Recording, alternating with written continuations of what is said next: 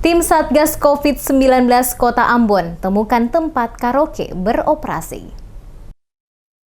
Salah satu tempat usaha hiburan malam atau karaoke terjaring saat operasi justisi digelar oleh Satgas Pengendalian COVID-19 Kota Ambon pada kawasan Jalan Diponegoro, Kelurahan Ahusen, Kota Ambon pada Selasa malam. Hal tersebut disampaikan Koordinator Fasilitas Umum Tim Pengendali PSBB Kota Ambon, Rizat Luhukai, pada saat diwawancarai di lokasi operasi pada Selasa 2 Februari 2021.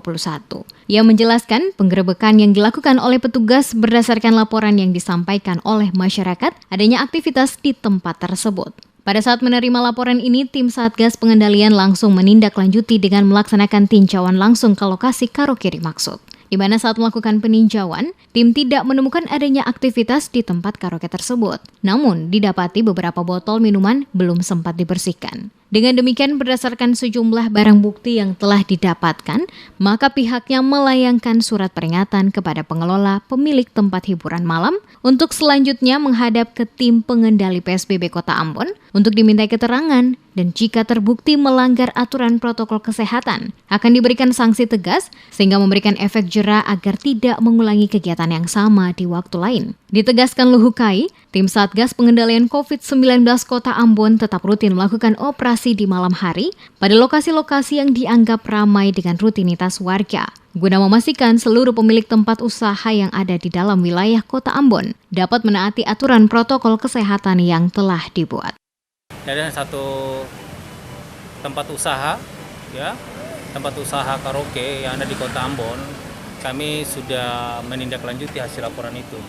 Dan kami dapati di dalam memang aktivitasnya sudah tidak lagi berjalan, namun memang di dalam itu sudah kami dapati bahwasannya memang baru selesai aktivitas. Dan itu sudah kami layangkan surat peringatan untuk besok yang bersangkutan atau yang pemilik tempat karaoke itu dia segera menghadap tim pengendali PSBB untuk diambil keterangan dan mungkin saja diberikan tindakan-tindakan oleh PPNS yang terkait.